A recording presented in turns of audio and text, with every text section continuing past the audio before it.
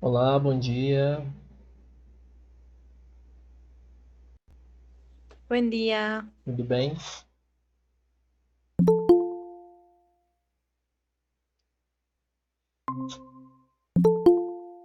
Olá, olá, bom dia, bom dia.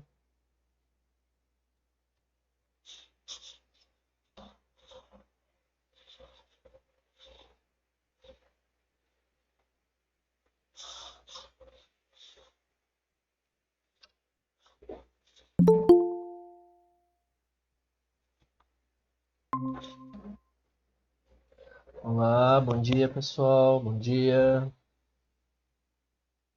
Bom dia. Tudo bom?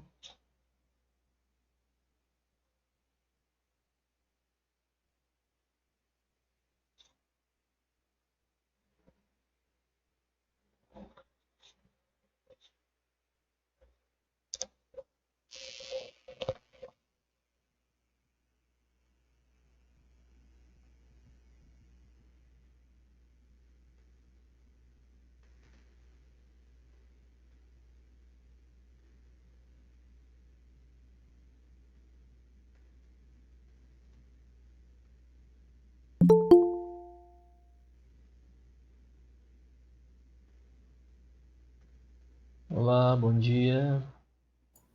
Bom dia, Tudo bom? tudo certo? Então, ótimo.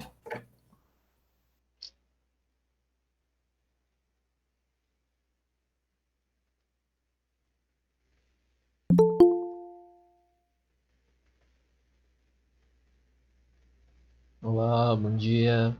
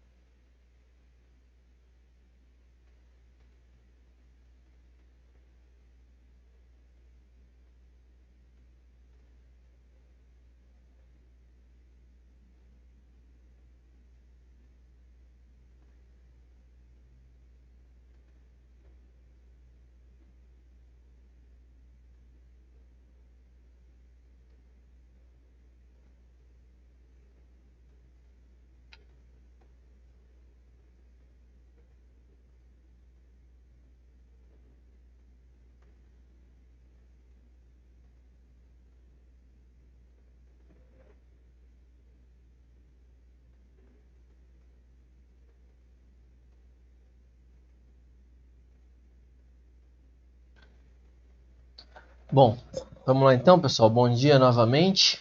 Eu sou o professor George, né? Imagino, provavelmente não nos conhecemos ainda. Ahn, Bom, como vocês já sabem, né, nós estamos aqui numa situação atípica, né, de uma disciplina que está basicamente começando não é mais da metade do semestre, né? O que a gente tem basicamente aqui é que a gente vai tentar contemplar os conteúdos mais importantes, né, para vocês. Eu falo a gente porque, não, claro, vocês já viram a condução mais ou menos, mas eu vou ficar com vocês às segundas-feiras, a professora Janine vai ficar com vocês às quartas-feiras, tá? Em todo caso, essa dinâmica ela acontece mais porque, como é uma disciplina inteira, né, ela ficaria, digamos, mais densa, né, de ser dada por um docente apenas num período tão curto. Olá, bom dia, bom dia. Ela ficaria num período tão curto, né? Ficaria densa demais para um docente só, então, pela dinâmica toda, nós dividimos e então vai ficar dessa forma, mas, claro, a disciplina é uma disciplina só, né? Então, nós vamos basicamente, nós tentamos elaborar um cronograma de forma que a disciplina ocorra de forma contínua, como seria se fosse dada desde o início do semestre dessa forma, tá? A única diferença é que agora a gente vai contemplar aspectos pontuais, então nós não vamos detalhar muitas coisas que poderiam ter sido detalhadas, mas vocês não vão ser prejudicados porque nós vamos deixar os materiais complementares disponíveis aí no Siga para vocês terem acesso. Eu coloquei lá no Siga ontem um cronograma prévio, né? Então, assim, a professora Janine e eu, neste curto espaço de tempo, montamos aí um esquema, né, para contemplar esses conteúdos com vocês. Tá lá, né, para vocês darem uma olhada como que vai acontecer. Claro, no decorrer a gente pode ter que fazer algumas alterações, mas daí a gente avisa vocês com antecedência, né? Um conteúdo precisa de mais tempo, a gente vai falar menos de um para falar mais de outro e tal, mas isso vai acontecer aí de forma harmônica, tá? Então, só para deixar claro isso para vocês. Em todo caso, também a, a aula da professora Janine vai ocorrer por outro link, porque esse link está vinculado ao meu e-mail e o link dela vai ficar vinculado ao e-mail dela, então não tem como ser pelo mesmo, senão nós faríamos também pelo mesmo para facilitar. Mas claro, a gente vai conversando com vocês tanto por aqui como pelo grupo do Telegram. Então já adianto ou ressalto, né, quem não acessou o link do Telegram ainda acessa lá para ter algumas informações mais rápidas, do tipo, a aula de hoje em qual link e tudo mais, e a gente vai se ajeitando, tá? De novo, nós não vamos ter muito tempo, né, daquele de aula de dúvidas e não sei o que, mas nós estamos à disposição de vocês fora do horário. Então, a professora Janine vai conversar com vocês na quarta sobre isso, eu converso já hoje, né? Vou deixar o meu e-mail para vocês, mas está lá no Siga. Fiquem à vontade para me procurar pelo e-mail. O Telegram vocês podem também me procurar, mas eu já adianto que eu demoro um pouco mais para responder. Então, depende muito, mas se sentirem mais à vontade, também fiquem à vontade, tá? E essa vai ser a forma de condução, tá? Então, basicamente é isso. Não sei, da minha parte, eu vou gravar as nossas aulas e deixar à disposição exatamente como elas aconteceram, sem edição, sem nada, né? Quem não conseguir acessar durante a aula tem acesso a ela depois, tá? Exatamente como ela ocorreu, então não tem nenhuma, nem a mais nem a menos, tá? Vocês têm alguma colocação? Claro, eu queria ter essa conversa com mais calma, fazer uma aula de apresentação, né? Mas dadas as circunstâncias, a gente tem que pular algumas etapas do protocolo. Vocês têm alguma colocação, alguma dúvida, alguma coisa sobre a condução da Eu, disciplina? eu, eu teria, prof. Oi, Eliseu, diga. A respeito, então, das avaliações, será dividida como? Então, nós colocamos uma previsão para a última semana, né, que seria a semana de avaliações, tá? Então, haverá pelo menos duas notas, a minha e da professora Janine. A gente ainda não viu como vai ser esse formato. A ideia é sempre que a gente dê um tempo grande para vocês fazerem, né, a avaliação, né, não no horário da aula, efetivamente, um tempo grande para desenvolver e tudo mais. A gente não conversou com detalhes sobre isso, mas até o final dessa semana a gente dá mais informações para vocês. Mas a ideia é que a gente tenha então dois blocos, né? O bloco que eu dei de aulas compondo uma avaliação, o bloco que ela deu de aulas compondo outra. Pode ser que tudo isso se componha num documento só, mas daí a gente divide para corrigir e para dar as notas para vocês. Tá? Perfeito. Beleza? Outra Oi, coisa também, diga. não sei se vocês chegaram a conversar ou se vocês só estão a parte da teórica. A questão da prática, vocês conversaram alguma coisa? Não, Tem então a algo ou questão não? da prática, vocês estão, se eu não me engano, professora Janine e professora Márcia, é isso? Isso, era só com a Começamos com a Janine, aí foi transferido para a Márcia, tivemos 2 aulas com a Márcia, e na última aula ela disse que seria a última aula dela, que provavelmente ela não ministraria mais, que agora nós ficaria com a Janine. Eu não sei se vocês conversaram algo, não? Então, para falar bem a verdade, o que aconteceu, como foi tudo resolvido na semana passada, foi muito, né, turbulento a Uhum. questão de discussão, até a gente precisou dividir a turma em vários fragmentos para que eu pudesse assumir essa parte de segunda, a professora Janine de quarta e tal, que não é uma conduta normal, né, de a gente dividir a disciplina em 2 dias. A parte prática eu não tô por dentro, mas que eu saiba, a professora Janine vai continuar com vocês. Uhum. Sugestão minha pergunta na quarta-feira, porque a aula é quinta, né? Aula prática quinta, Tá, isso. pergunta na quarta ou pergunta no próprio grupo do Telegram, tá? Daí eu não me Uhum. manifesto porque eu não tô por dentro, ela responde lá para vocês. Talvez Tá, seja mais perfeito. fácil, porque eu só sei que a condução da prática é para ser mantida no combinado original. Agora em que pé que tá, eu não sei dizer não. Uhum. Ok, Tá tranquilo, bom? obrigado. Nada, Uhum. imagina.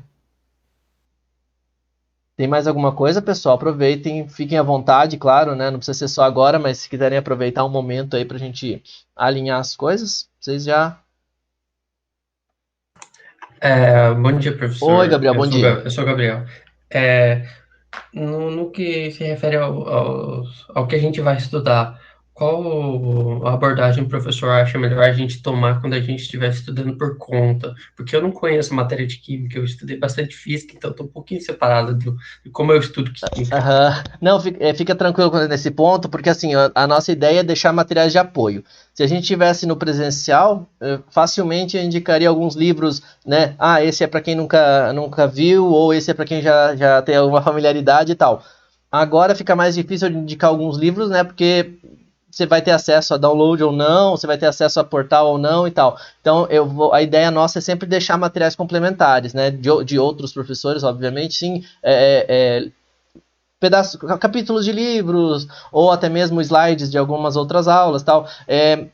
Se você especificamente quiser uma indicação bibliográfica, a primeira sugestão que eu dou é a do ementário da disciplina que está lá no SIGA, né? Aquela referencial bibliográfico. Se você quiser alguma mais específica, tal, manda um e-mail para mim, a gente conversa. Mas os livros clássicos de química geral basicamente contemplam isso que a gente vai fazer.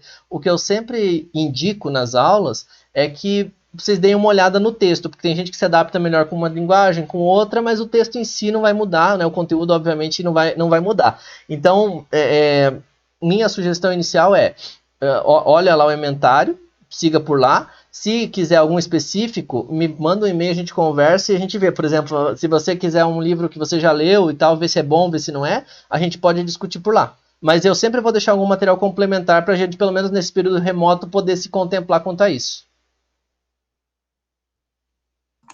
Ok, Ok? professor, obrigado. Nada, imagina. Mais algo, pessoal? Eu sei que vocês estão em 2 turmas, né?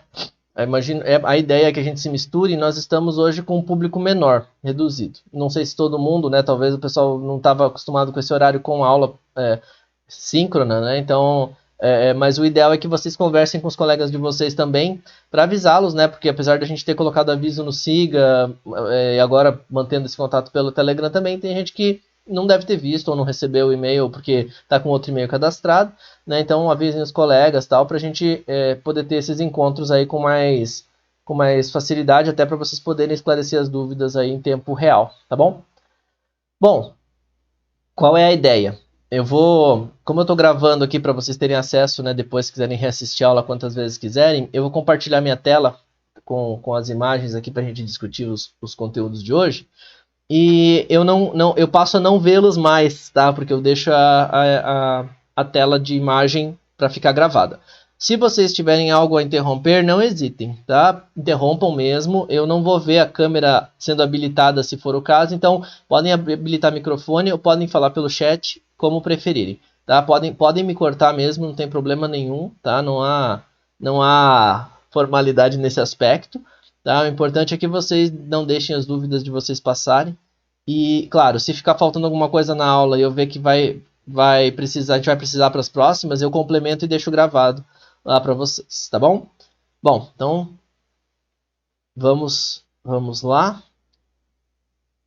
E aí a gente vai vendo as coisas como vão acontecer.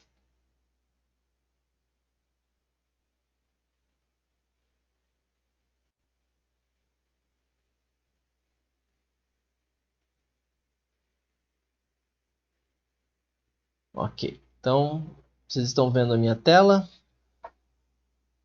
Sim. Sim? Sim. Ok, muito obrigado. Então, qual é a ideia, né? Nós vamos começar lá da estrutura atômica, né? Então, nós vamos ter que começar a discutir lá dos primórdios da coisa. Eu sei que tem algumas coisas que talvez vocês já viram ou leram, né? Mas para a gente poder ter essa condução de forma não prejudicar vocês, né? Vocês sabem disso, mas é sempre bom lembrar. O objetivo principal é que vocês, né, saiam daqui com uma boa base e aprendam os conteúdos principais, né, da disciplina. Então, mesmo que vocês já viram, a gente quer conduzir vocês da forma que a gente contemple, né, a maior parte das coisas. Então, hoje especificamente, a gente quer discutir alguns tópicos relacionados à estrutura eletrônica dos átomos. Isso aqui vem numa sequência de falar de modelos atômicos. Só que modelos atômicos, né, se a gente tivesse em períodos normais, seria fácil a gente discutir com alguma atividade, fazer uma dinâmica e tudo mais. Para cá, como a gente precisa dar esse passo a mais, ou seja, modelos atômicos é o que a gente vê no ensino médio e teoria atômica, na estrutura eletrônica, é o que a gente vê depois no ensino superior. Modelos atômicos basicamente é a história do átomo, né? Então, quais foram as descobertas, como eles foram evoluindo, como essas descobertas foram sendo contestadas e completadas, né? Então, tudo isso acaba sendo mais teórico. Então, por que eu digo isso? Porque isso a gente deixa um material complementar para vocês lerem, né? Porque é histórico, é aquela história, um lá descobriu que o átomo parecia ser maciço, aí depois descobriu que tinha partículas dentro dele, aí depois descobriu que essas partículas ficavam separadas, aí achou que ficavam orbitando e tudo mais. Então toda essa estrutura é histórica. Então isso aí, numa leitura, a gente contempla a maior parte das coisas. Para nós agora, a gente precisa discutir um pouco da estrutura mais moderna, tá? E aí a gente parte para alguns fenômenos, maioria, como vocês são de uma área física, vamos chamar assim, né? Uma área que contempla muito mais os conteúdos de física do que de química, né? Claro, pelo perfil do curso, inclusive, a gente tem algumas coisas que para vocês talvez sejam redundantes, né? Vou falar aqui, mas claro, a minha formação é química, então eu falo superficialmente, vocês conhecem isso com muito mais profundidade, né? Mas é o que a gente precisa. E depois a gente discute isso aplicado ao átomo, né? Por quê? Porque quando a gente for falar de ligações, quando a gente for falar de propriedades, quando a gente for falar de geometria, a gente vai precisar entender como é que tudo isso se comporta, tá? Então vamos com calma, né? Não precisamos também atropelar as coisas e a gente pode ir conversando com tranquilidade. Bom, para começar a falar de átomo, a gente vai ter que abordar a questão de ondulatória, tá? E eu imagino que falando de ondulatória, vocês já tiveram várias falas aí nesse sentido, tá? Ondulatória, quando a gente está falando de ondas, né, a gente está falando de propagação.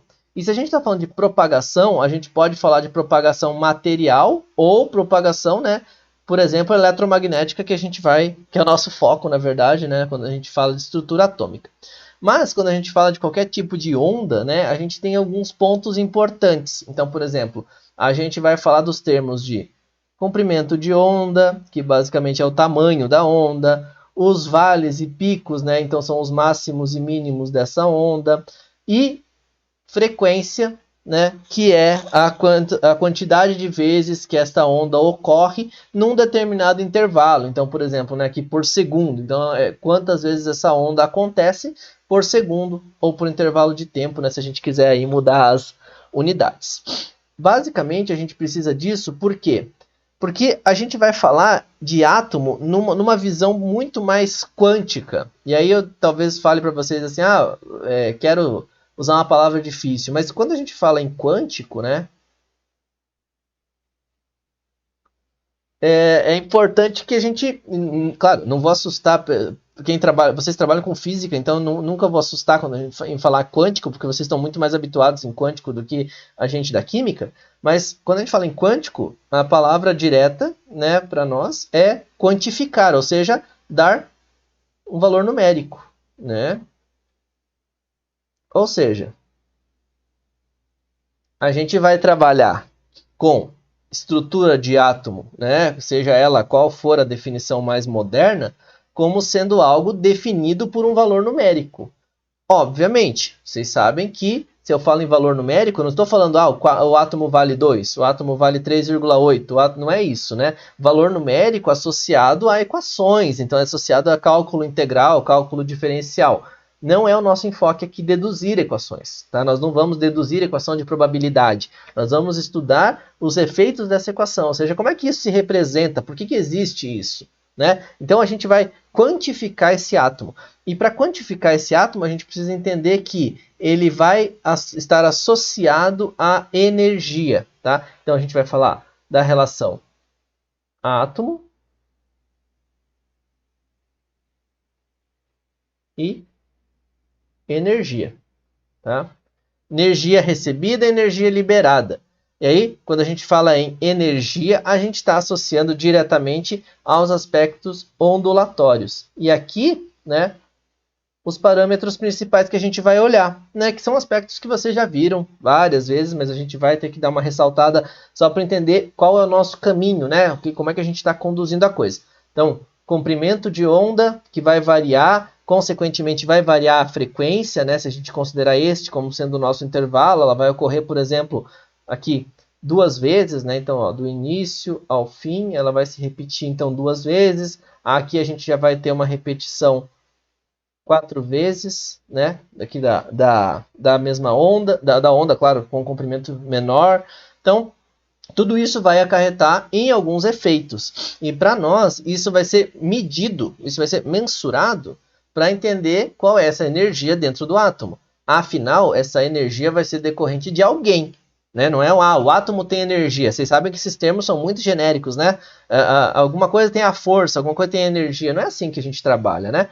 O que é essa energia? Como que essa energia se transforma ali dentro? Quem recebe? Quando recebe, faz o quê? Né? Então, tudo isso que está caminhando, a gente vai tentar traduzir nos componentes do átomo. E, para a gente não deixar isso em aberto, né, é bom que a gente sempre lembre. O átomo tem uma constituição não básica, né? Porque se a gente fala básica, fica parecendo, todo mundo tem que saber. Gente, qualquer dúvida que vocês tenham, perguntem, tá? Porque não necessariamente uma coisa que é simples, vocês têm isso muito claro. Às vezes é um conceito que não está claro, a gente esclarece aqui e a coisa flui melhor, tá? Então ele tem 2 partes, né? Núcleo e a tal da, vou colocar entre aspas aqui, eletrosfera. Né? Por que entre aspas? Porque ela dá uma ideia, né, de órbita, aquele átomo bonitinho que o pessoal faz a tatuagem, né, o átomo com as órbitas e tal, o elétron nas órbitas, né, mas não é essa estrutura mais moderna. Esse foi um modelo proposto que já foi derrubado, né, e tudo mais, mas a gente conhece que ele ajuda muito, né, a explicar alguns fenômenos associados ao átomo. E nesse núcleo a gente vai ter prótons e nêutrons. E na eletrosfera a gente vai ter os elétrons, tá? Essa é a representação, tá, gente? Representação mais usual. Prótons, espécies positivas, né? Partículas positivas. Nêutrons, partículas neutras. E elétrons, partículas com carga negativa. Quando a gente for falar de massa, né, efetivamente, a massa de prótons e nêutrons é muito mais significativa e ficam concentradas no núcleo. Quem se mexe, quem dá vida, né, se a gente puder chamar assim, ao átomo e efetivamente gera os fenômenos que a gente estuda, né, falar, esses são os fenômenos que acontecem de energia, de ondulatória, de frequência e tudo mais, são associados ao elétron, porque é ele quem vai efetivamente receber essa energia, mudar de nível, de subnível, vai devolver essa energia em forma de radiação, vai fazer com que a gente veja algum efeito de coloração, de fluorescência e tudo mais. Então é sempre o elétron, né, que vai fazer todo esse auê aí dentro do átomo, tá? E aí, para a gente falar desse aspecto ondulatório, a gente vai entrar no espectro eletromagnético. O espectro eletromagnético é composto por dois campos, né? Então é o somatório de dois campos. Quais são esses dois campos?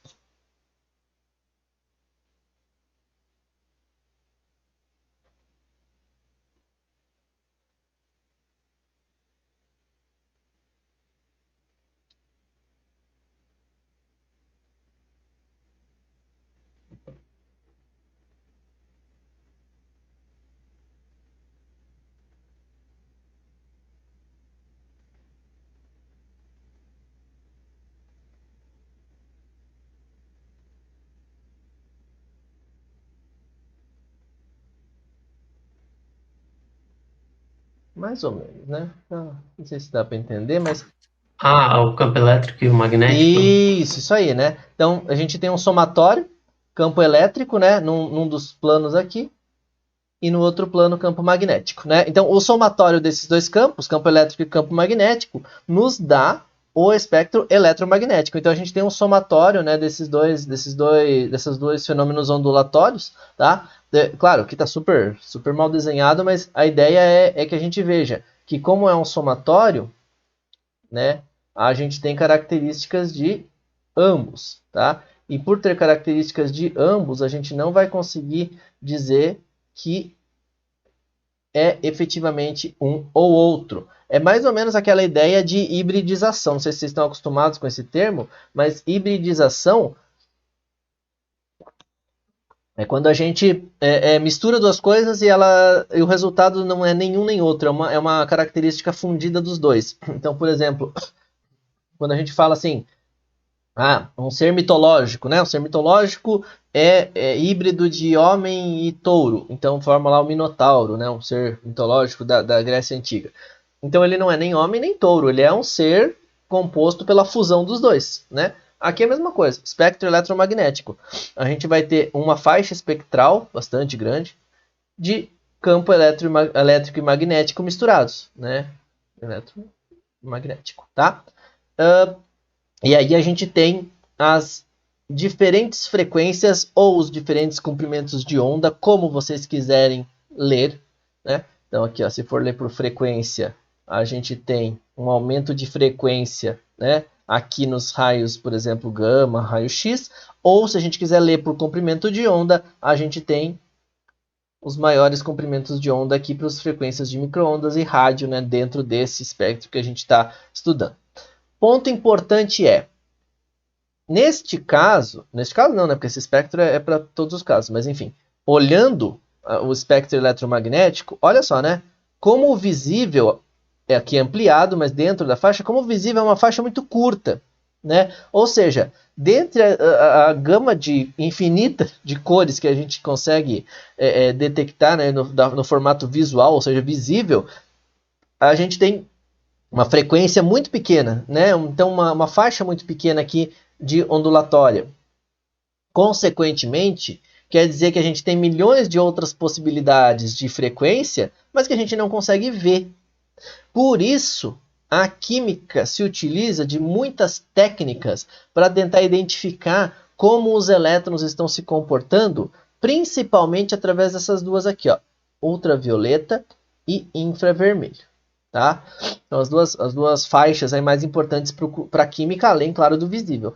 Se fosse tudo visível, seria ótimo? Com certeza. A gente não precisaria de muitas técnicas aí indiretas que a gente usa. A gente ia usar tudo no visível, né? Ia olhar e falar, ficou amarelo, ficou vermelho e tal. Mas não é assim, né? A gente tem muito fenômeno, a gente vai entender daqui a pouco, muito fenômeno acontecendo na faixa do ultravioleta. Claro, tem no raio-x, tem no raio-gama, mas a maior parte, ultravioleta e infravermelho. Se vocês já trabalharam com química, com análises químicas, ou virem a trabalhar com isso numa iniciação científica ou no emprego, no estágio, enfim, vocês vão observar que ultravioleta e infravermelho estão associados à maioria das técnicas, tá? Aí a gente ressalta, né, com vocês, porque certamente vocês já viram esse espectro, mas vamos ressaltar alguns aspectos importantes, que quando a gente fala aqui, né, das maiores frequências, a gente está falando então, por exemplo, que elas acontecem mais ondas no menor espaço de tempo. Se eu estou falando isso, então eu estou dizendo que eu tenho aqui um monte de ondinha e aqui eu tenho poucas ondinhas, tá? É super mal desenhado grosseiro aqui, tá? Só pra gente discutir. Quer dizer, se ela acontece com maior frequência, ela tem mais energia. Aí vai falar assim, mas como é que eu vou associar isso diretamente, né? Vamos observar, o que é mais danoso para nós? Olha aqui, ultravioleta a gente já conhece, né? Fala, raios ultravioleta são danosos para a pele, para células, dependendo da faixa, podem causar câncer de pele. Raio-X, você vai fazer um exame de raio-X lá, só você fica lá, né? Todo mundo se esconde no raio-X, né? Por quê? Porque é uma radiação. Claro, num exame, obviamente, né, ele não vai causar grandes danos para o seu organismo, mas numa frequência muito alta, ou seja, né, acontecendo várias vezes ao dia, ele vai danificar a sua estrutura celular, o funcionamento do seu organismo. Então ele tem muito mais energia. Raios gama, mais ainda. Então a gente está falando de raios de alta energia, tá? Então a gente sempre tem que lembrar que para cá a gente está aumentando essa incidência de dano, né? Vamos chamar assim, associando diretamente ao organismo. E para cá menos, não quer dizer que não tenha, mas é muito menos. Por exemplo, micro-ondas. Você não precisa usar um aparato para colocar uma blindagem de chumbo para trabalhar, para esquentar o teu prato de comida, né? Ninguém precisa fazer isso. Então, micro-ondas para nós aí é um aparelho normal. Se eu ficar lá com uma incidência de micro-ondas frequente, vai ter algum dano? Com certeza. Mas nós estamos falando de um uso diário, que tem aí um equipamento que segura as radiações dentro dele. Então, quer dizer, não tem tantos danos associados à frequência quanto os, digamos aqui, de maior frequência. Frequência de rádio, né, menos ainda. Claro, existem estudos, né, de que a frequência de rádio causa alguns danos, mas a gente aí não vai falar nem comparar, né, com, por exemplo, raio-x e ultravioleta, então é muito menos. Dentro do visível, vocês observam aqui que a gente tem, né, o violeta como limítrofe para o ultravioleta e o vermelho como limite para o infravermelho. Observem, o violeta é o que tem maior frequência, então a gente vai ter ali, né, uma maior quantidade de ondas no intervalo. O vermelho é o que tem menor frequência, então o comprimento dele é maior, tá? Aqui, ó, né? Menor frequência, comprimento maior. Observem que, se vocês olharem, por exemplo, para os faróis dos carros, né, vocês vão ver que os faróis são todos vermelhos, né? Então, farol de freio, né, principalmente os faróis de alerta, né, são vermelhos, né, no sentido de alerta, tipo, se freou, precisa aparecer. Por que esses faróis são vermelhos? Porque justamente por essa questão do comprimento. O comprimento sendo maior, ele consegue passar mais pelas partículas que estiverem dispostas no ar, sejam átomos, né, na composição de moléculas, ou seja, impedimentos de poeira, de neblina e tudo mais. Então, quer dizer, ele consegue ultrapassar. Por conseguir ultrapassar, ele atinge com mais facilidade o olho humano, né, que eu consigo ver com mais distanciamento. Aqui, ele vai passar, essa radiação aqui vai passar com uma maior chance de colidir, se a gente puder chamar assim, né, colidir com outras partículas. Então, vai ter interferências. Quanto maior a interferência, menos eu consigo ver com clareza aquela cor. Então, é por isso que o vermelho é uma das cores mais utilizadas para sinais de alerta, tá? Justamente por ter o comprimento de onda maior, tá? E aí vem, né, algumas questões como, por exemplo, a comparação, né, de uma radiação quando a gente vê o raio caindo. Então o raio lá está caindo, né, a gente vê que ele caiu e um tempo depois a gente ouve o barulho dele. Essa relação luz-som, aqui, né, essa relação aqui, luz-som, é em decorrência à velocidade que cada um deles tem, justamente pelos comportamentos ondulatórios, né? Ó, visível, e vamos falar um pouco, né, de som como se fosse frequência de rádio. Então vamos analisar aqui. Primeiro a gente enxerga, porque a velocidade da luz, né, é muito maior, então primeiro a gente enxerga, e depois a gente ouve. Se a gente fizer uma relação de tempo que a gente viu e ouviu, a gente consegue saber a qual distância esse raio caiu, né? Então é uma relação aí de campos, né, de frequências aí que vão se complementar e, claro, vão compor aí o que a gente chama de raio, né? Dentro disso é o que a gente permite que a gente consiga ver, né, o que aconteceu. Como foi descoberto tudo isso, né? Então aí vocês vão me perguntar, mas então como é que descobre que tem coisa além do visível, além do invisível? Isso aqui talvez seja uma imagem muito clássica para vocês, né? Se não conhecem dessa forma, vocês devem conhecer no álbum do Pink Floyd, né, que tem lá o prisma e o espectro visível, né, sendo formado. Então essa é uma imagem até que mais famosa, né, ou vocês olham na janela da casa de vocês ou do trabalho de vocês, vocês vão ver que o sol bate e gera lá esse arco-íris que a gente chama, né? Então a gente consegue ver essa faixa do visível aí. Agora o importante é, quando Newton propôs o espectro visível ou o espectro eletromagnético, houve uma questão do tipo, será que acabaria, né? Então será que aqui é o fim? Ou será que aqui é o fim do outro lado, né? Dessa possibilidade de ondas? Então só existe comprimento dentro disso que a gente consegue ver. E aí como é que ele conseguiu descobrir extremos, né? outras faixas sem conseguir ver? E claro, naquela época não tinha, né, tanto equipamento e tal para conseguir detectar tudo isso. Simplesmente pela medição de temperatura. Tá? Ou seja, cada cor tem uma temperatura? Cada cor tem uma temperatura, decorrente dos fenômenos ondulatórios, né? Dessa frequência e do comprimento de onda, dependendo de como você quiser olhar, e há uma diferenciação de temperatura. Então, o que ele fez, basicamente? Ele foi medindo a variação de temperatura aqui, e quando ele mediu nos extremos, fora dos extremos, na verdade, detectou que havia também uma variação de temperatura em relação ao ambiente em que ele estava. Ou seja, havia uma frequência antes aqui do violeta ou depois do vermelho, mas essa frequência não poderia ser vista.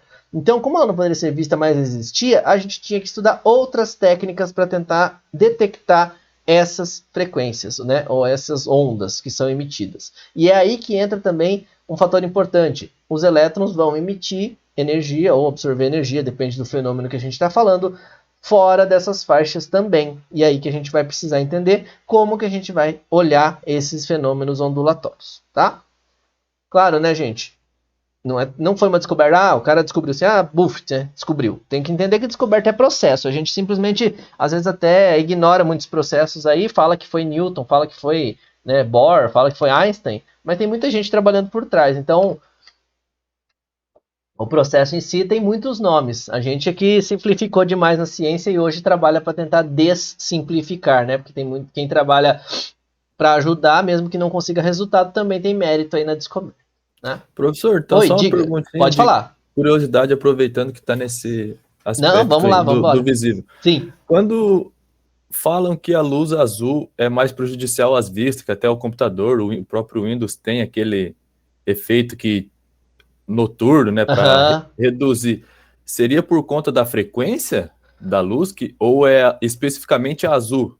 Porque se analisar pelo aspecto de frequência, o roxo teria que ser mais prejudicial, né? Uhum. E por que sempre é o azul? Tem alguma explicação para isso? Ó, basicamente, vou te dizer assim, o que eu já fui, eu tentei dar uma lida sobre isso uma vez, porque até me falaram especificamente do azul. O que tem em relação, não sei se você já viu, aquele círculo de cores, né? Círculo de cores basicamente é o quê? Mostra quais são as cores complementares, né? Então, a gente tem lá, por exemplo, se eu absorvo numa frequência, qual cor é emitida, né? Então, aquela história de, se eu estou vendo vermelho, quem foi absorvido, né? Então, para emitir o vermelho, quem foi absorvido. E aí tem uma relação, não sei te dizer com nomes biológicos agora, tem uma relação com quem recebe, os receptores do teu olho, né? Então, quer dizer, a sensibilidade é associada diretamente à frequência dos receptores.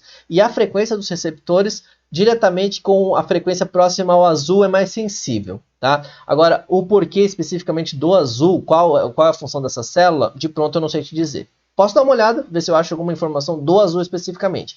Mas o que acontece muito é que existe hoje em dia até esse escurecimento das telas, porque existe um somatório, né? Esse somatório de cores que dá a luz branca, ela está justamente deixando a vista cada vez mais cansada. Como a gente hoje está em home office boa parte do tempo e tem que trabalhar na frente do computador, essa luz branca tem uma incidência muito mais forte. Então muita gente está optando pelas telas escuras, né? De celular, de computador.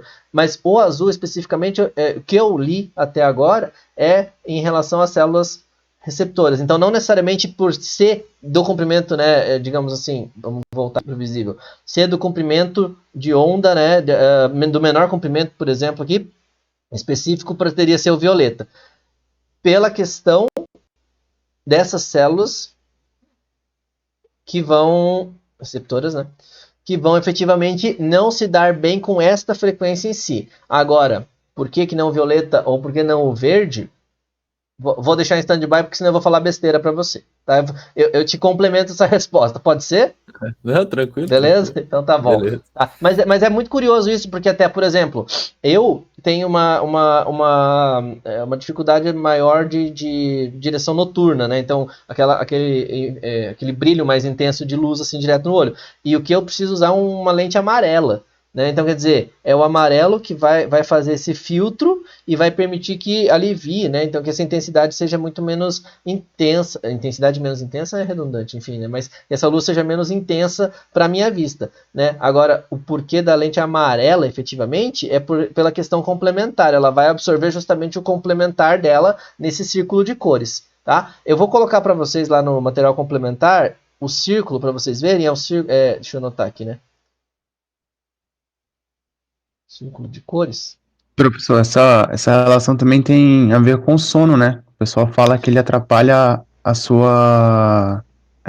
seu estímulo para dormir, quando você fica com a tela azul e tudo mais. Então, tem até uma relação desses. Não sei se vocês já viram essas clínicas que estudam, né, o sono. Aí o pessoal da psicologia, né, enfim, que vai explorar melhor, mas sono REM, não sei o que, tem umas fases lá, e tem essa relação com a cor do ambiente, né? Então você vê que tem ambientes mais claros, igual o pessoal chama sala de farmácia, né, aquele branco intenso, assim, ou Big Brother, quem assiste Big Brother, né, vê que a sala é aquele branco intenso e tal, para o pessoal não relaxar, né? O pessoal não poder descansar efetivamente, ter aquela atividade. E justamente tá associado, sim. Esse azul, né, é aquela coisa, vai transitando. Então tem aquela, o amarelo vai te dar mais sono, menos sono e tal. Tem sim, tem uma relação com isso.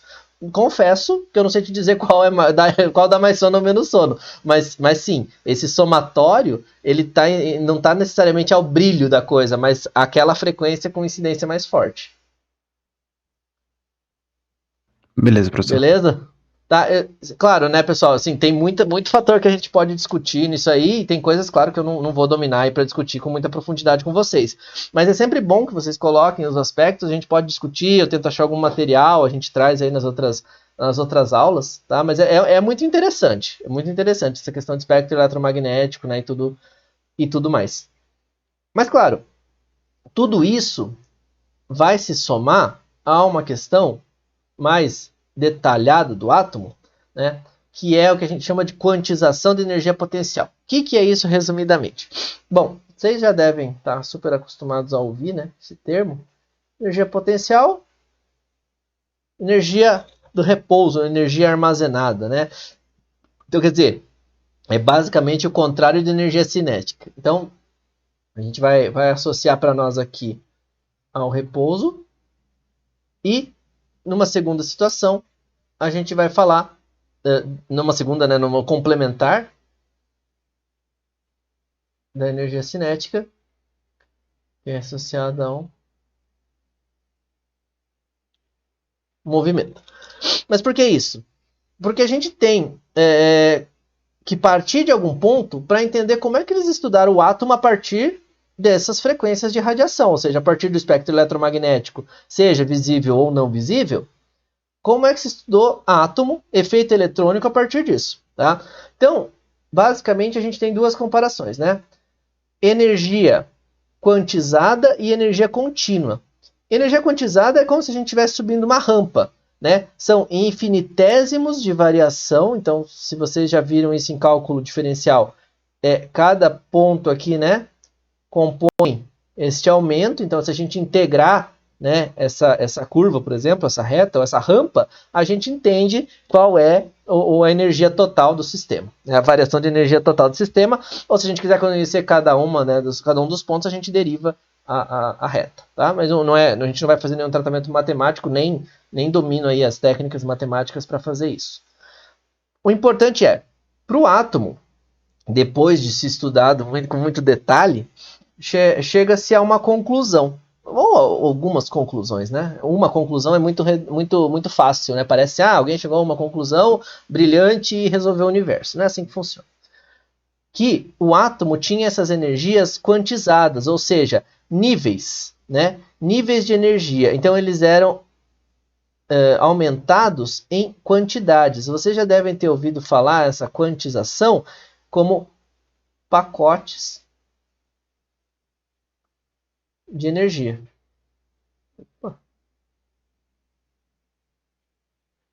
Pacotes de energia. Tá? Esses pacotes de energia, basicamente, são o quê? Vou tentar desenhar como diagrama, que é o que a gente vai fazer depois. Isso aqui é a escada do átomo. Estes são alguns níveis de energia. E o elétron, que está em algum lugar, vai poder chegar até aqui. Ou vai poder chegar até aqui. Ou vai poder chegar até aqui. Então, o elétron vai efetivamente mudar de um nível A para um nível B, como se a gente estivesse subindo degraus, né? Ou seja, como se a gente estivesse recebendo energia, lembra? Só que não mais de forma contínua, ou seja, vai recebendo energia, vai mudando, igual fusão, né? Depois que funde o gelo lá, vai aquecendo até a ebulição. Então, quer dizer, vai aumentando de grau em grau, né? Até que ele atinja a temperatura de ebulição.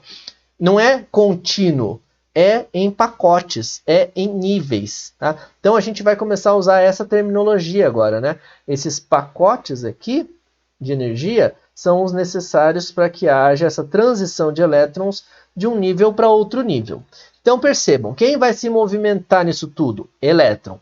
Como que ele vai se movimentar? Através de recebimento de energia ou de liberação de energia. Para subir, ele vai precisar receber energia. Para descer, ele vai precisar liberar energia. Tá? Então sempre pensa assim, qual é o sistema mais favorável para o elétron? Então, se a gente pergunta, né? Vamos mudar um pouco de cor aqui. Mais favorável. O que é mais favorável para todo mundo? Né? Então pensa lá, vamos imaginar a situação presencial. Você tem uma aula às 8 horas da manhã. Aí você acorda e pensa assim, que legal, estou super animado, quero estar lá 7 horas, porque estou tão empolgado. Esse é o mais favorável? Não, né? Todo sistema, pode ser, tá? Em um dia ou outro, tal, mas nosso organismo vai obedecer ao sistema natural, que é o mais favorável, é sempre o sistema de menor energia. Quando é que a gente gasta menos energia? Dormindo, né? Então todo mundo vai preferir ou ficar dormindo, ou vai preferir ficar deitado, ou vai preferir ficar sentado. Então, estar em pé ou estar em uma atividade é ir contra o sistema mais favorável. Tá? Você vai ter que demandar uma energia contra isso, que é o sistema de menor energia. E aí, quando a gente fala em energia, o elétron vai preferir estar em algum lugar, eu vou fornecer energia para ele, ele vai para outro. Quando eu paro de fornecer essa energia, ele volta. Quando ele volta, eu consigo medir quanto de energia foi gasto para ele passar de um degrau para o outro, para ele passar de um nível para o outro. Tá? Então, nesse momento, é a ideia principal. Tá? Mas a gente vai estudar isso para o elétron e ver como é que isso funciona. Isso daí foi chamado por Einstein de efeito fotoelétrico. Tá? Esse aspecto do efeito fotoelétrico é muito mais físico, né? Então vocês já ouviram falar com certeza com mais propriedade do que eu. Mas o efeito fotoelétrico, basicamente, foi um efeito foi um efeito observado através de um estudo numa superfície metálica, né? Então a gente está falando dessa transição de elétrons em cima de um metal, né? Por que de um metal? Um metal tem muitos elétrons disponíveis.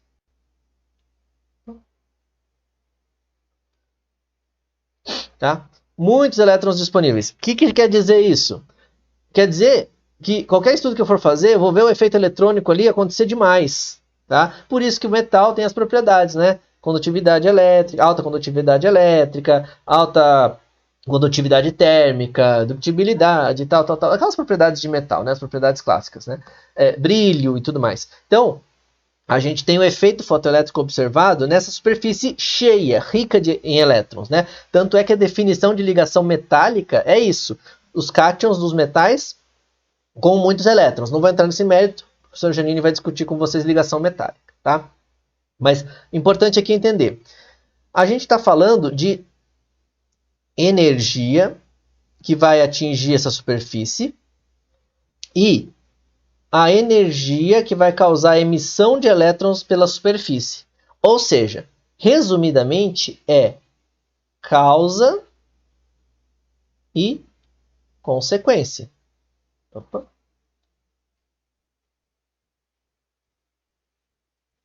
Por que eu estou falando disso? Né? Para não precisar discutir todo o efeito fotoelétrico, nem preparei esse ponto nesse sentido, porque acho que a gente precisa entender isso no átomo, né? Então é mais importante para nós no átomo. Por que causa e consequência? Porque o elétron vai fazer um movimento. Enfim, vamos entender ele como partícula, né? Apesar de ser uma dualidade onda-partícula. O elétron vai fazer uma transição, seja ela de um nível para o outro. Então, ele está aqui, nesse nível menor, e vai para cá. Então, ele vai para o nível maior. Só que isso é o que ele faz. Mas eu falo assim, eu quero saber quanto de energia ele precisou para ir daqui para cá. Mas eu não tenho nenhum efeito que observe ele subindo do nível. Então eu preciso observar a consequência disso. Quer dizer, eu preciso observar quando ele volta para ele emitir essa energia, né? Então vamos de novo para não deixar isso muito confuso. O elétron está... aqui. Ó, isso aqui é um eixo de energia, tá? O elétron está aqui. Então, esse aqui é o que a gente vai falar de... Vamos chamar de repouso. Tá? Forneci energia para este elétron. Ele vai passar daqui para cá. Então, é quando eu souber desenhar, aqui, forneci energia para ele. Deixa eu apagar esse último aqui para não confundir. Forneci energia para ele, ele passou, né, de um nível para outro. Então quer dizer, eu falei para vocês, venham para a aula, porque a aula vai ser legal, tá, 8 horas da manhã, beleza. Então eu dei energia para vocês. Vocês vieram para a aula. Então fomos aqui para um nível de maior energia. Só por isso, só porque eu dei essa energia, vocês vão ficar agora e falar, legal, gostei, fiquei animado, então eu vou ficar até 8 horas da noite, porque é legal. Não, né? Vocês vão ficar ali o tempo que for necessário, mas qual é o mais estável? Qual é o nível de menor energia? É voltar para o estado de menor energia. Então, a tendência é, depois, ele vai pegar o elétron, né, que estava aqui agora, vai voltar para o estado inicial. E quando ele voltar para o estado inicial, ele vai liberar esta energia. Observem, liberar energia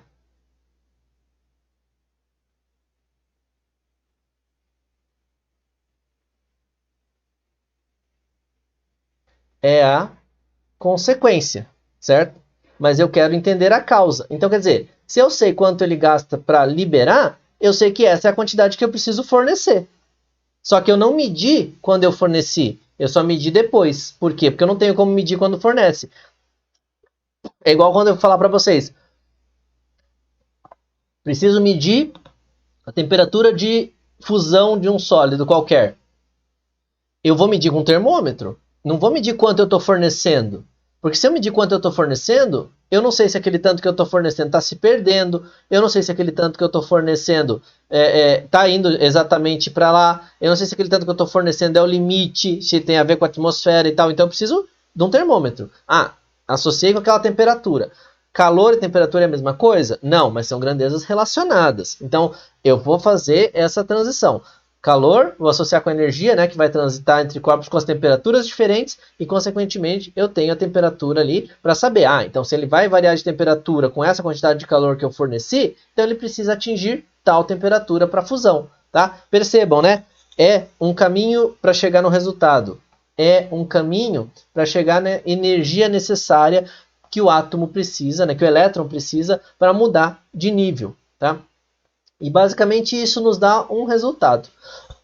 E é isso aqui, de novo, gente, é uma interpretação moderna do átomo. Mas não quer dizer que vocês precisam entender com profundidade. Vocês só precisam se deparar com isso um dia e falar, ah, legal, agora eu sei o que que é. Isso aqui é basicamente... Professor, então só concluindo Pode falar, rapidinho, pode falar. a energia necessária para fazer com que o elétron mude de nível será a mesma liberada quando ele retornar? É a mesma quantidade? Isso, é a mesma quantidade, tá? Aí o importante é, né? Você vai falar, vamos imaginar assim, números abstratos. Preciso fornecer 10 joules, enfim, 10 joules de energia. Tá. Então, se eu fornecer 10 joules aqui, ou fornecer 20 joules aqui, ou fornecer 30 joules aqui, ele vai usar 10, tá? Então, eu posso fornecer a mais, eu só vou descobrir exatamente quanto é quando ele voltar, que daí ele vai emitir exatamente aquela quantidade. Então, eu falo assim, eu forneci 20, mas ele precisou de 12, então quer dizer, ele precisa de 12. Posso arriscar fornecer exatamente 12, mas de novo, né, no sistema ideal, o exato nunca é o eficiente, então vou usar um pouco a mais, mas eu só vou saber o valor real no retorno, mas sim, a quantidade de ida e de volta é a mesma. Ok, perfeito. Ok? E isso daí, né, vai muito ao encontro dessa imagem aqui, por quê? Isso aqui a gente vai falar que é a fotografia. Vocês vão ver que eu uso muita aspa aqui, mas é que a gente precisa de alguns termos talvez mais nossos, né, do que os termos quânticos para definir um elétron, um átomo, enfim, né, que não é nada palpável, né? A química não é muito palpável. Então, é uma fotografia do... Vamos pôr do átomo, mais especificamente do elétron. Por quê? Porque isso aqui que acontece libera uma quantidade de energia. Essa liberação da quantidade de energia nos dá uma linha. Então, cada linha, isso aqui é chamado de linha. Cada linha é referente a uma emissão. Ou seja, cada vez que o elétron volta para o nível que ele estava, ele gera uma linha. Olha só, para o hidrogênio tem 4 linhas. Ué, mas só tem 4? Não. Lembra que eu falei para vocês lá no começo? Ó, tem coisa dentro do visível e tem coisa fora do visível. Então aqui no hidrogênio eu tenho linhas dentro do visível, vocês estão vendo as cores aqui, e linhas fora do visível, que eu não tenho como ver. Eu posso representar? Posso, tá? Mas eu não tenho como ver como cores. Eu vou representar isso através dos equipamentos de ultravioleta ou infravermelho. Olha só para o neônio, tem muito mais elétrons. Tem mais elétrons, tem muito mais linhas. Então, isso, se vocês quiserem procurar, existe uma tabela periódica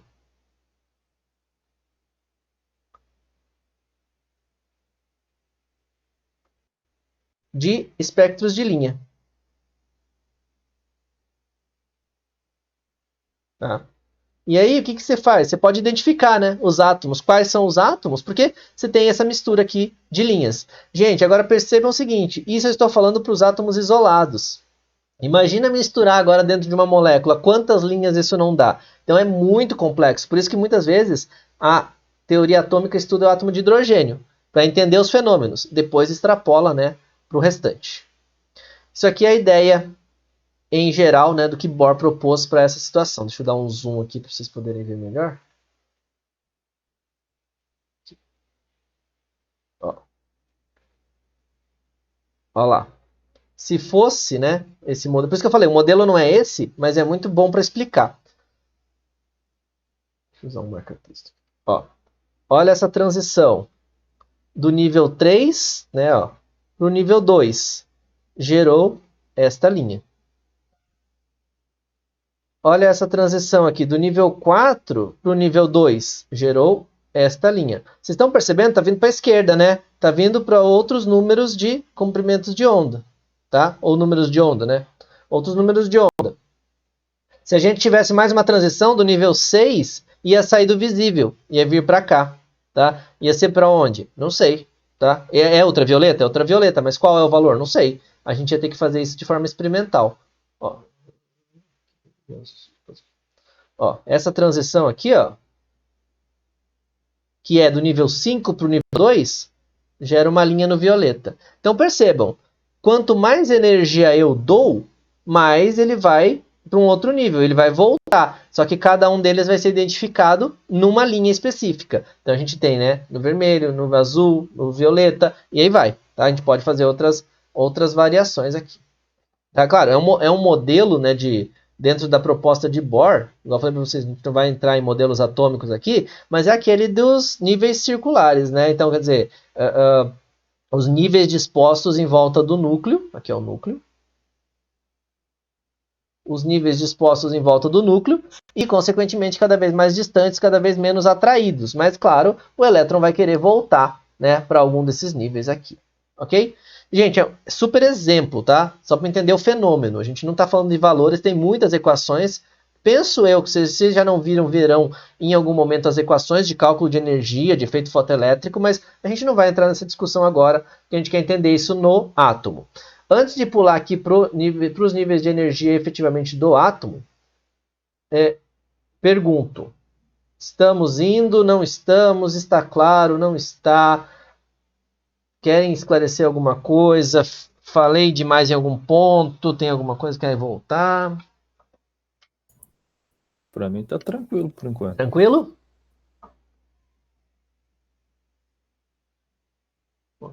Então beleza, mas claro, fiquem à vontade, tá? Interrompam aí, que eu sei que, claro, está claro? Então beleza. Tá? É aquela ideia, gente. Conteúdos de iniciais de química é muito misturado física, química, efeitos biológicos, vocês já viram, né? As perguntas foram associadas aos efeitos biológicos. Então, é difícil mensurar se a gente está num grau de profundidade maior, menor e tal. Então, leiam muita coisa como informativa para a gente chegar no átomo. Mas, claro, de novo, se vocês tiverem alguma dúvida que eu não souber responder, procuro, disponibilizo lá ou a gente discute nas outras aulas. Bom, e aí...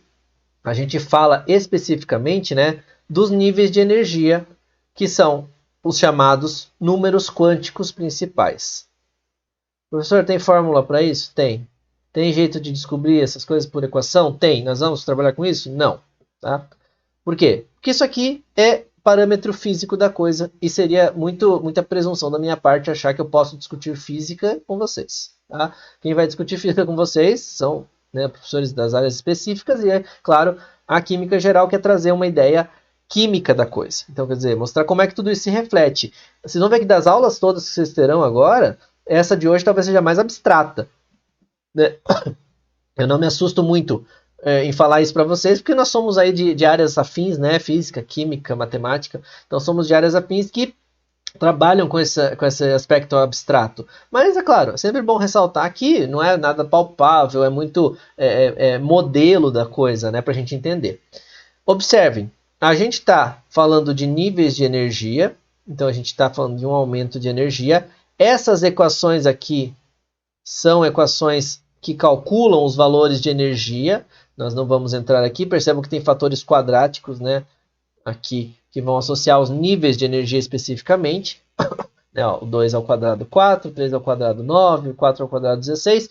Então, isso vai subindo numa ordem exponencial, tá? Por isso que vocês vão vendo uma diminuição aqui, né, uma tendência nos níveis de energia de se aproximarem. Então, esse modelo aqui, ó, onde a gente tem os níveis quase que iguais, já cai por terra. Né? Porque a gente tem aqui os níveis de energia mostrando que a energia deles vai fazendo eles se aproximarem. Tá?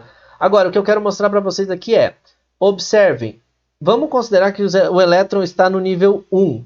Então, se ele estiver no nível 1, que é o mais próximo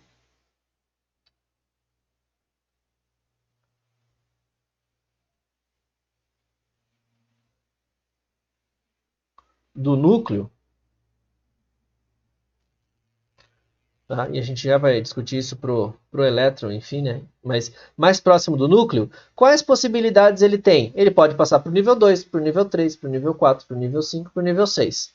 Beleza, aí a gente vai ter que entender ou achar como entender, através dos cálculos, como é onde ele vai emitir essas linhas, ou seja, onde vão ficar essas energias que ele vai emitir. Ah, mas ele poderia estar no nível 2. Quem? Um elétron só? Não, mas se a gente tivesse um átomo com 3 elétrons já, eu teria algum elétron no nível 2.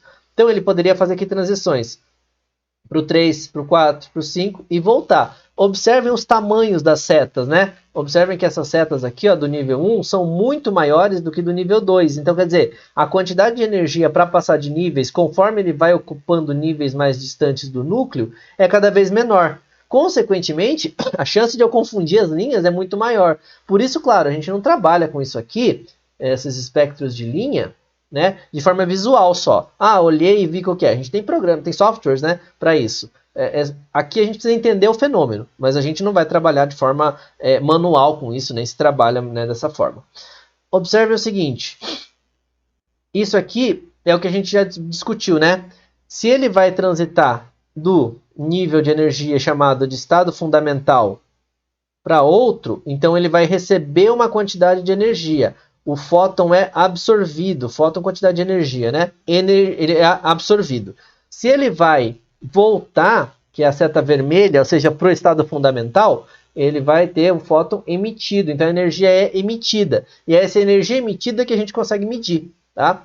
Observem, qual é o nome? Estado fundamental. Se eu dou energia do estado fundamental, eu tenho os estados excitados. Então, todo estado que é fora do estado fundamental, ou seja, da onde o elétron estaria originalmente, eu tenho os estados excitados. Quais são eles? Todos até o nosso extremo. Professor, qual é o extremo? Essa é a tendência. Sabe? Vocês já trabalharam muito com gráficos, né? Então talvez estejam acostumados, né, com a linguagem quando a gente fala em tendências, né? Escala logarítmica, por exemplo, ó, o limite, né? Qual é o limite da função, não sei o quê. Ou seja, vai chegar perto de qual valor, mas nunca vai atingir ele. Vai chegar perto de qual valor de energia? Zero. Professor, mas ele pode atingir o zero? O que seria a energia zero? Ó, vamos tentar imaginar o seguinte. Essa energia é o quanto ele precisa para se afastar do núcleo. Então, elétron, carga negativa, núcleo, carga positiva. Ele precisa cada vez de mais energia. Quando ele não precisar de energia nenhuma, o que significa?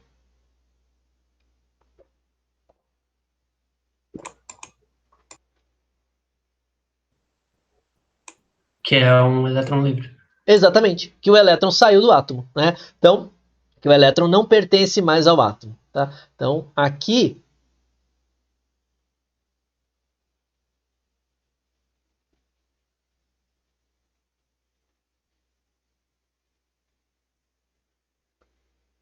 o elétron não pertence mais ao átomo, tá? Então, quer dizer, existe esse extremo? Existe como limite, a gente precisa ter um limite da coisa acontecendo, mas a gente não vai atingir esse limite, porque se chegar aqui, o elétron saiu, então ele não pertence mais àquele átomo, ele não pertence mais àquela discussão atômica. Então ele sai desse diagrama, ele não tem mais como voltar, né, e falar de quanto de energia. Então é sempre até o mais próximo. Ah, professor, então o número limite de níveis é 7, porque a gente sabe que tem 7 níveis lá das distribuições. Não, o número limite é o infinito, que é a tendência. Porque a gente descobre um átomo novo daqui a alguns anos, vai para o nível 8. Daqui a alguns séculos descobre mais, vai para o nível 9. E assim vai, tá? Sempre vão existir, mas o extremo é o infinito, que a gente nunca vai chegar, porque aí o elétron saiu daquela estrutura atômica, tá? Olha só, basicamente... Diminuir um pouquinho aqui. A ideia é essa aqui, ó. Nesse primeiro, ou seja, do nível 1 para os outros níveis, a quantidade de energia é uma quantidade de energia X. A gente não tem valores. Observem que eu só tenho valores no visível. Eu só tenho valores no visível quando eu tenho transições do nível 2 para outros níveis. Ó, então está voltando do nível 5 para o nível 2, nível 4 para o nível 2, nível 3 para o nível 2. Aqui eu tenho transições no visível. Então, quer dizer, se eu quiser falar, eu vou medir só o que eu vou ver, eu não vou ver essa faixa aqui de transições para o nível 1 como nível fundamental. Eu vou ver retorno ao nível 2 como nível fundamental. E se eu quiser analisar outras? Aí eu tenho que usar, por exemplo, técnicas no infravermelho, porque ele vai voltar para o nível 3 como fundamental. Tá? Aqui é ultravioleta, tá?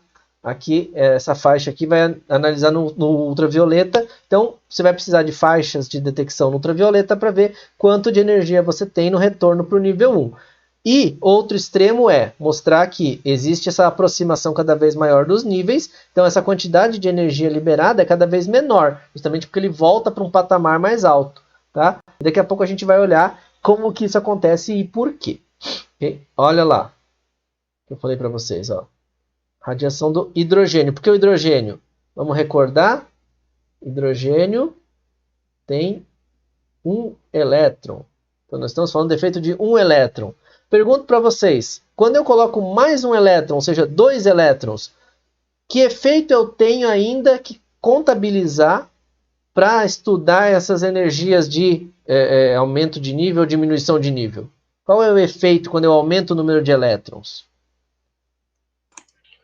Você tem uma força coulombiana entre os elétrons? Exatamente. Então, se eu for analisar pelas forças de Coulomb, né, forças coulombianas, eu vou ter para o elétron, que é uma carga negativa, outra carga negativa também. E aí eu tenho que analisar, além dos fatores de atração com os seus núcleos, eu tenho as forças de repulsão.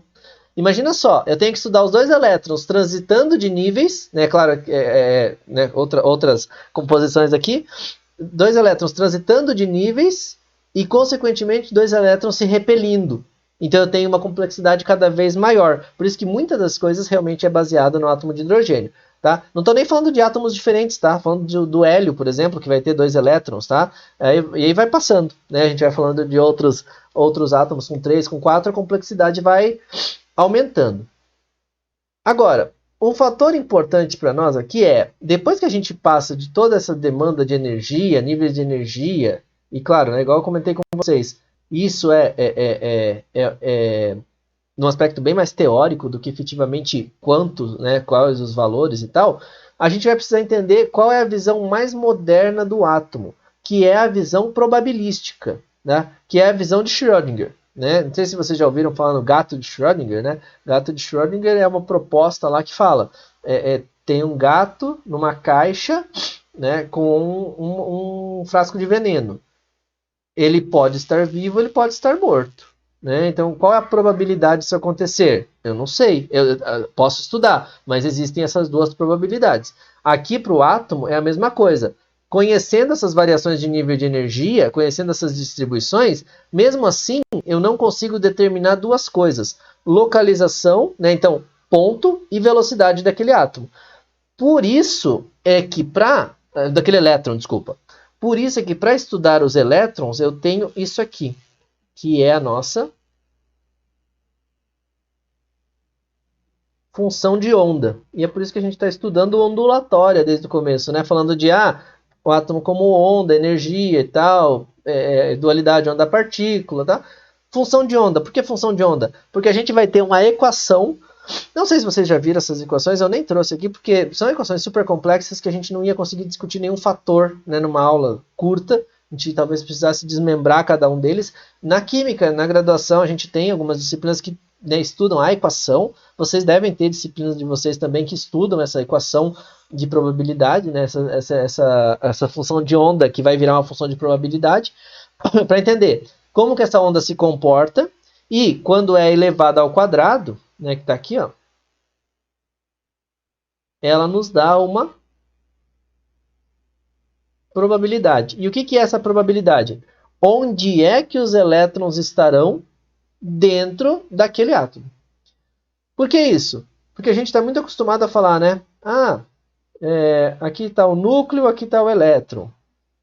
Então o elétron está aqui numa órbita circular tal. Não, lembra que eu falei para vocês, não é essa mais a ideia, né? Não é mais essa colocação que a gente tem. A gente tem que imaginar que a gente sabe como o elétron se comporta dentro das definições aqui de onda. Então a gente vai associar isso ao elétron.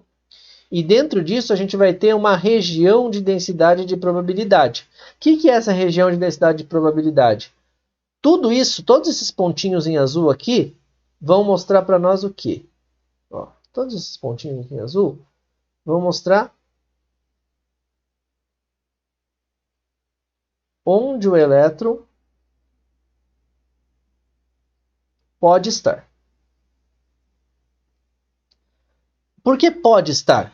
Porque existe uma incerteza, né, dentro disso aqui, os fatores de incerteza, lá, Heisenberg e tudo mais, mas existe uma incerteza porque eu tenho um limite, tá? Um limite de acerto para dizer ele está aqui ou não está aqui. E dentro desse limite tem tudo isso.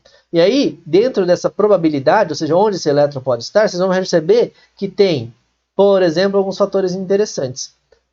Ele estará provavelmente mais próximo do núcleo. Por quê? Porque o núcleo é uma densidade de carga positiva muito grande. Consequentemente, ele vai atrair esse elétron. Então, a chance dele estar ali perto é muito grande. Professor, mas ele não pode estar aqui, ó, bem afastado do núcleo? Pode. Existe essa probabilidade. Lá na frente, né, não nessa disciplina, mas lá na frente na química a gente estuda efeitos de forças intermoleculares, que é quando o elétron está numa posição em um determinado momento. Tá? Por quê? Isso vai acontecer. Quando? Não sei. Então, em algum momento isso vai acontecer. Percebam, o mais importante de tudo isso é, a gente vai tentar de novo generalizar. O que é generalizar? Isso tudo aqui nos dá uma densidade de probabilidade. Essa densidade de probabilidade tem um formato. E este formato, claro, né, que meu desenho é horrível aqui, não está dentro do formato, mas entendo como uma incerteza também. Este formato é basicamente uma esfera para este caso ali. E essa esfera vai representar o quê? Que aqui dentro é a região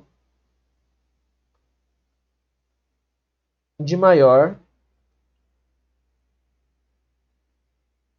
probabilidade. Opa, não. Se eu escrever certo ajuda, né? Região de maior probabilidade. Agora sim. Região de maior probabilidade. O que eu quero dizer com isso? Que o elétron está dentro dessa região. Onde? Não sei.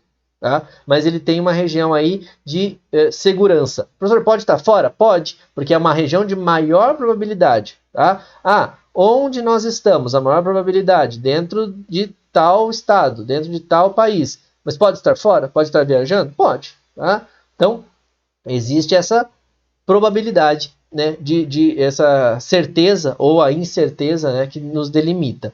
Isso aqui tem este formato para alguns elétrons, tem este formato para alguns elétrons, tá? Tem uma combinação de formatos para outros elétrons. Tá? Vocês já devem ter visto. Isso aqui é o que a gente vai chamar de orbitais. São basicamente essas regiões de maior probabilidade de encontrar um elétron. E aí, estes orbitais vão desenhar para nós o que nós chamamos...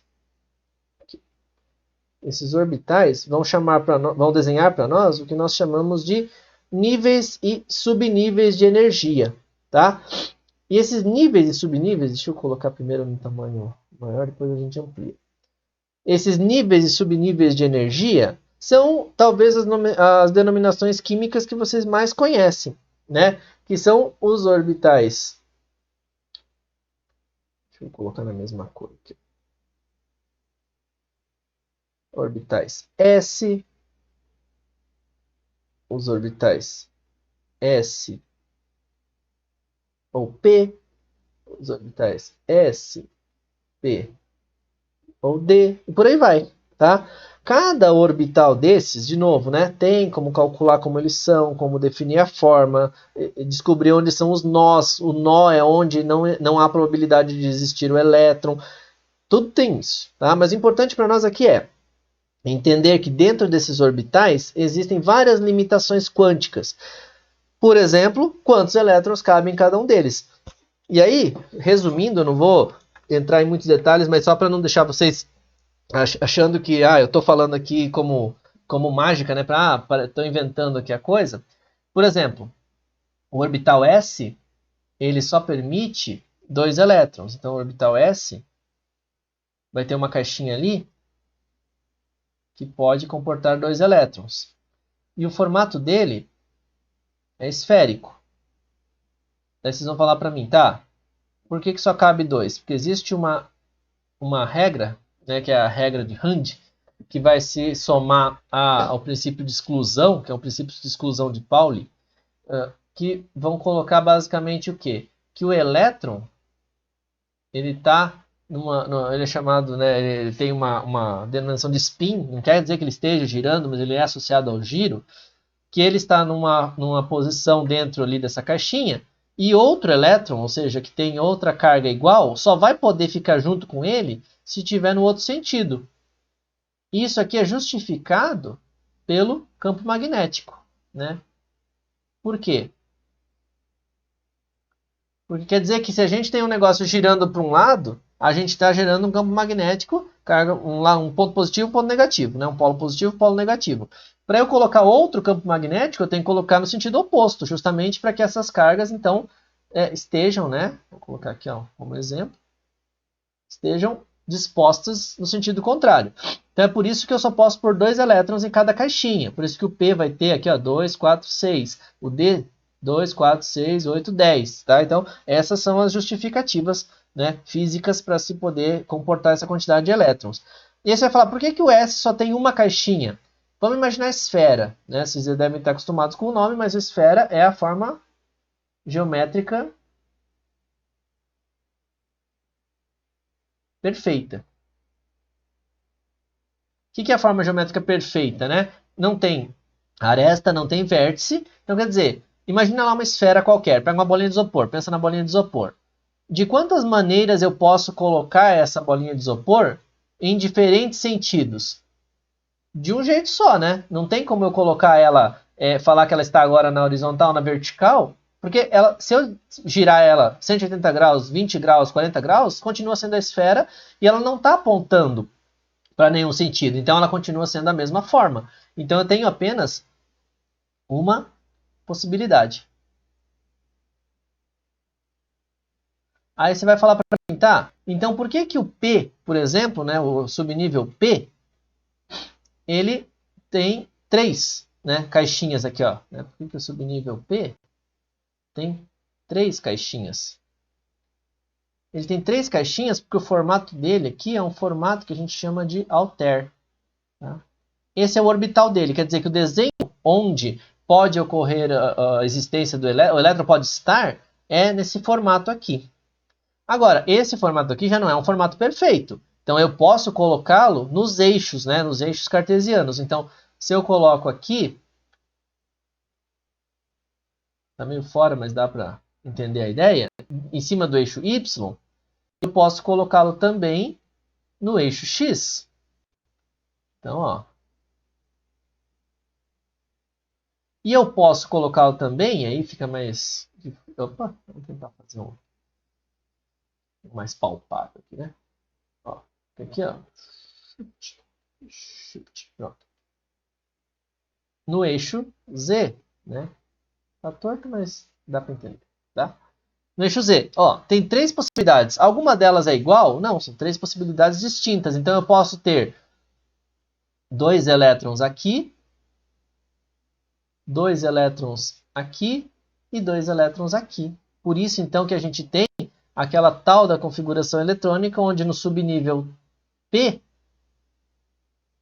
eu tenho 6 possibilidades. Tá?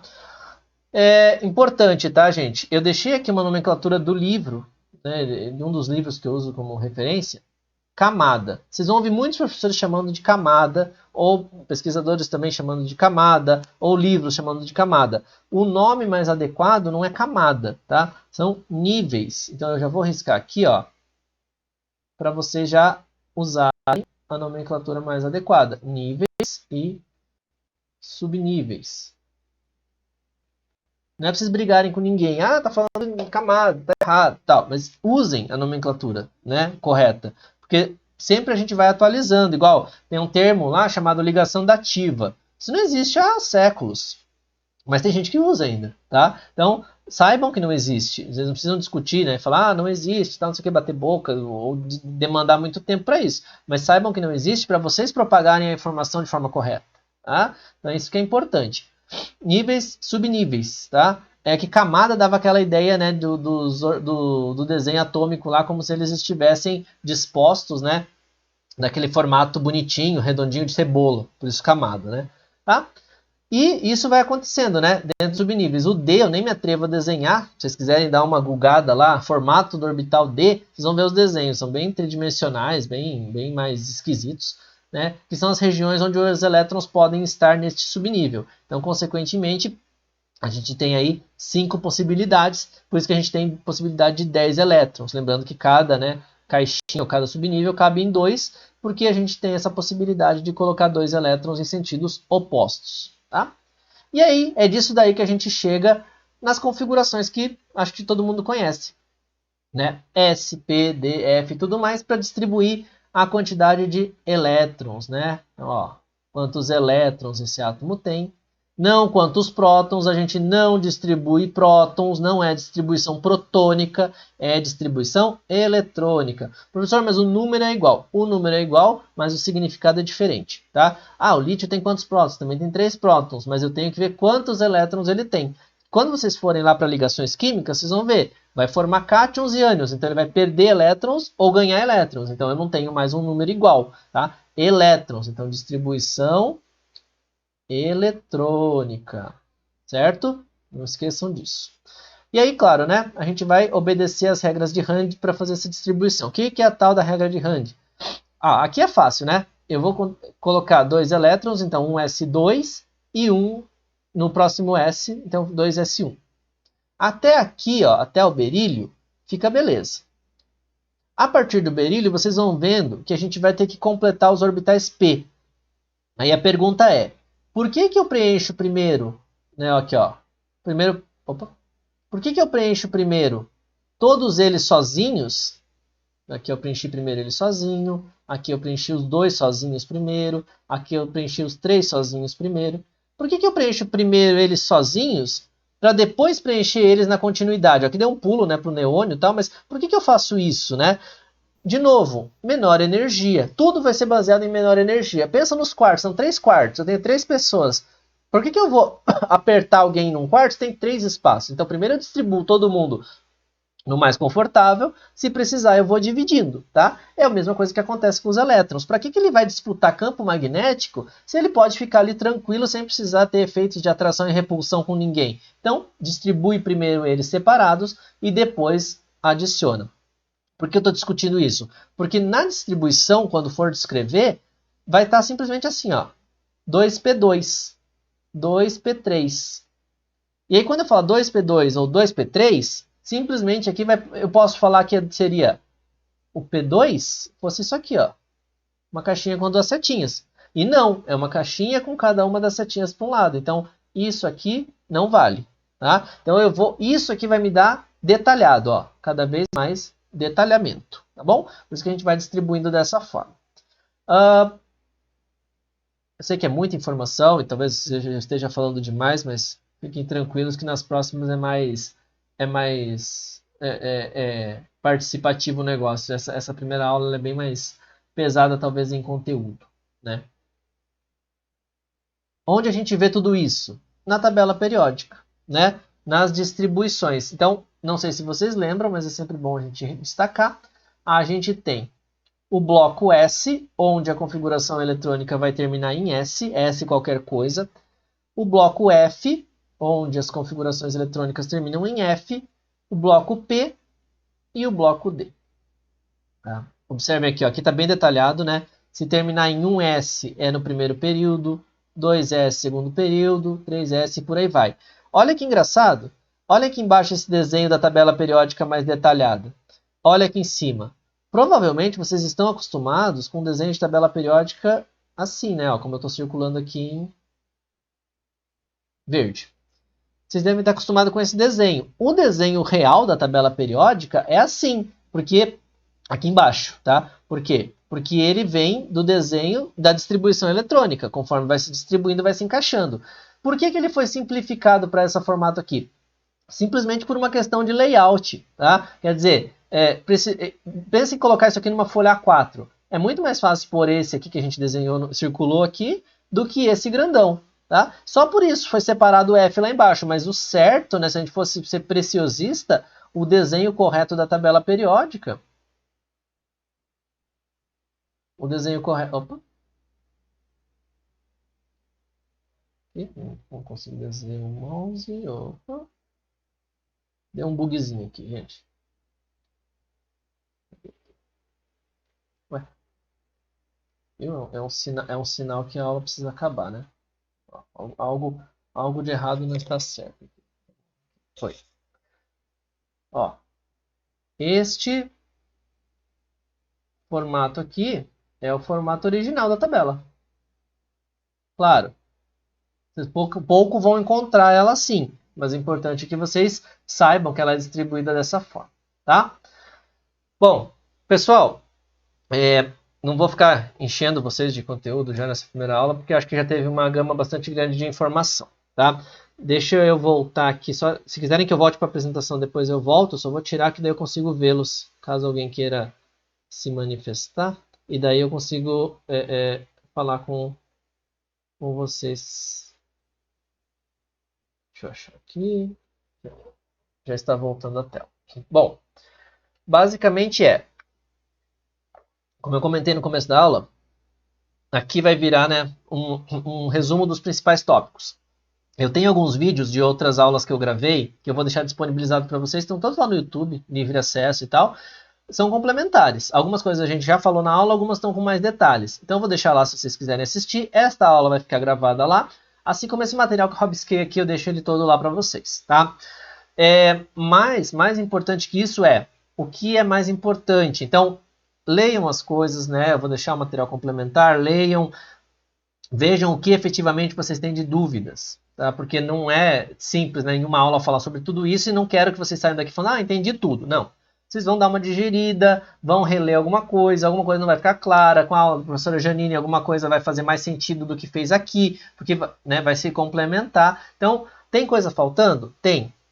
Tem propriedades periódicas que a gente deveria ter falado? Tem, mas isso eu vou deixar lá para vocês, que a gente tem aulas sobre isso e vocês vão complementando, tá? Mais importante de tudo, depois a gente começa a trabalhar com exercícios em aula, tal, não vai dar tempo de deixar muita lista e tal, né, pra gente trabalhar fora, mas nesse ponto fiquem tranquilos, porque a gente vai contemplando aí as dúvidas de vocês em todos os momentos.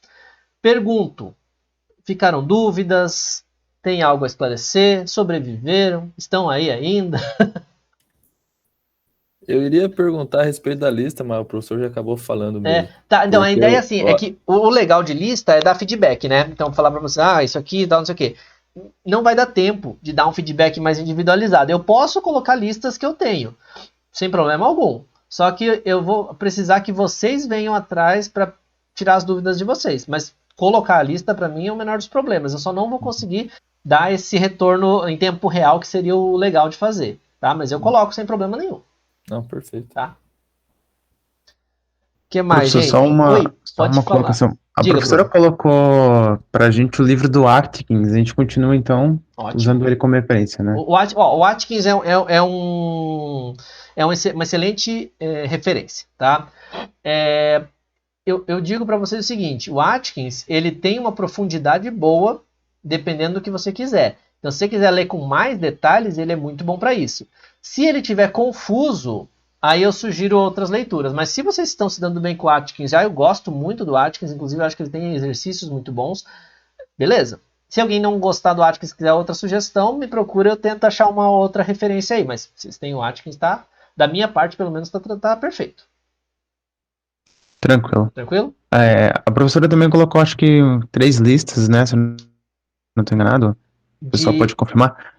Da parte teórica ou da parte experimental? Teórica. Teórica? Ah, beleza.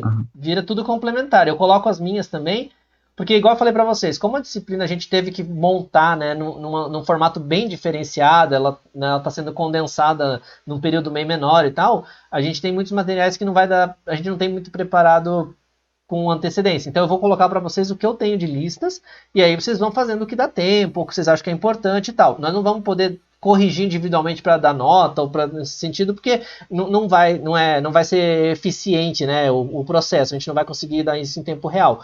Mas eu coloco lá também umas para vocês, para complementar, sempre no intuito de querer que vocês achem mais variedades para estudar, tá? Então, nesse aspecto tá ótimo. Tranquilo. As aulas serão sempre síncronas?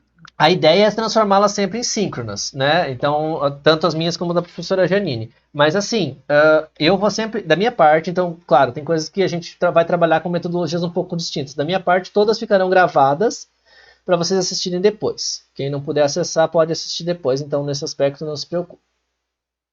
Tranquilo. Tá bom? É como você falou que a gente tá num período bem condensado, né? A gente Sim. tem praticamente um mês e meio para acabar. Isso. Então, por exemplo, como eu tenho esses vídeos já previamente gravados de algumas aulas, eu vou deixar claro, um canal, né? Conteúdo extra. Eu não falo como canal, porque senão fica parecendo que eu sou youtuber, né? Mas não sou. Então, assim, tem lá os vídeos, mas como conteúdo extra e também como complementar se vocês acharem que tem alguma coisa ali na aula que ficou faltando. Aí vocês vão vendo o que é útil aí para vocês. Beleza. Beleza? Mais dúvidas, pessoal? Fiquem à vontade, tá? Ressaltando, né, avisem os colegas que a gente já tem o grupo lá no Telegram, que podem fazer contato comigo, meu e-mail tá lá no Siga, se quiserem eu deixo aqui de novo também, não tem problema. No caso, professor, surgir alguma dúvida, a gente pode também mandar no Telegram? Pode. O ponto é, né? Às vezes eu tô resolvendo as coisas lá no Telegram, tô online, mas não vi a mensagem de vocês ainda, então talvez demore um pouco. Mas eu respondo, tá? É só ter um pouco de paciência mesmo, mas podem mandar.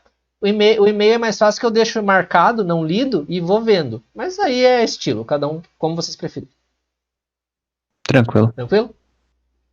Tá, meu e-mail, ó, tá aqui no chat também, se alguém não achou lá no Siga, tá? Mas à vontade aí nos formatos. Bom, não havendo, se tiverem mais alguma dúvida, claro, fiquem à vontade, mas não havendo, eu disponibilizo a aula do jeito que ela aconteceu, tá? Então não faço edição, nada, porque quem estava assistiu desse jeito, então quem não estava também assiste desse jeito, tá?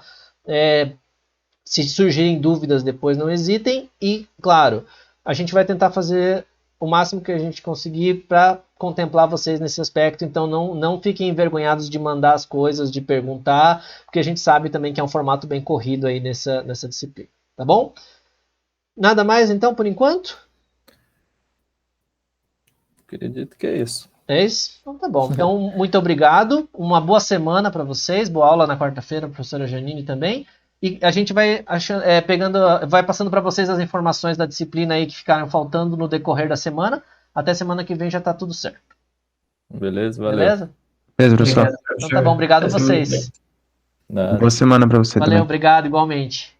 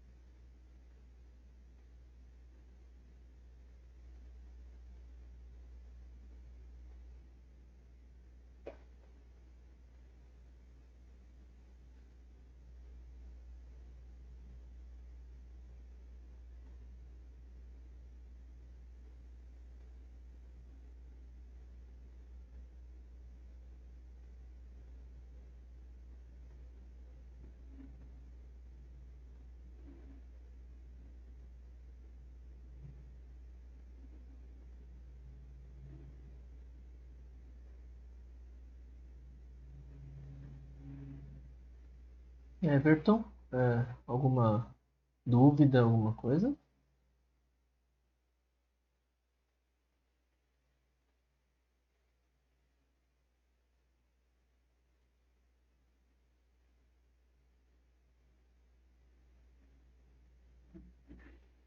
Não?